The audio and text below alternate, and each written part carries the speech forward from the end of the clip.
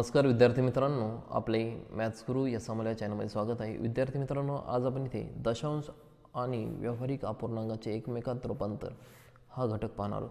इथं काही महत्त्वाचे मुद्दे दिलेत पहा. काही व्यावहारिक अपूर्णांकाची दशांश अपूर्णांकातील रूपे पुढील प्रमाणे आहेत पहा.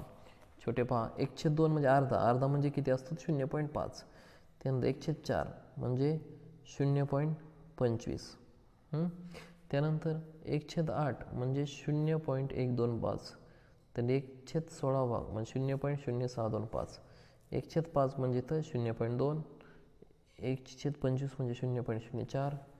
1/125 म्हणजे 0.008 आणि 1/625 म्हणजेच 0.0016. अशा प्रकारे तुम्हाला इथं काय करायचे तर हे सॉल्व करायचे. लांबी व वस्तुमान या राशीचे मापे सर्वसाधारणतः दशांश अपूर्णांकातच व्यक्त करतात. पहिला नमुना प्रश्न दिले हे पाहूया. 1.25 समान अपूर्णांक आहे. आता कोणता असेल? 1.25 म्हणजे 2.5 याचाच अर्थ पहा 1/25/100 म्हणजे इथं दोन अंकानंतर पॉईंट आहे म्हणजे आता छेदस्थानी किती घ्यायचे तर 1 व 2 शून्य घ्यायचे. हे सॉल्व केलं तर एवढं उत्तर येतं आहे. ठीक आहे. त्यानंतर पहा इथे 5.125 म्हणजे छेदस्थानी किती शून्य घ्यायचे तर 3 घ्यायचे. एवढं समजलं खूप झालं. ठीक आहे.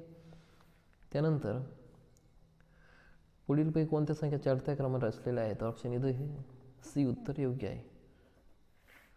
त्यानंतर हे पहा 16 संख्या दशांशातल्या म्हणजे उत्तर येईन पहा 16.